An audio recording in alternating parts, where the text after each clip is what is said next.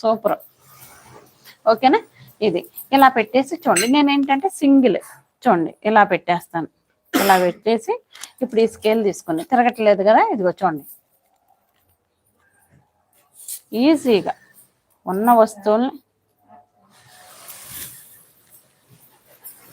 ఓకేనా? మీ ఇష్టం. ఇలా పెడతామంటే ఇలా, మీకు ఇలాగే పెట్టాలని రూల్ ఏమి లేదు. ఒక సింగిల్ ఇచ్చి ఇలాగనమాట. అది ఒకటే పెట్టుకోవాలా, 3 పెట్టుకోవాలా, 2 పెట్టుకోవాలని రూల్ ఏమి లేదు. మన ఇష్టం, ఎన్నైనా పెట్టుకోవచ్చు, మన ఇష్టం అది. ఓకేనా? అర్థమైంది?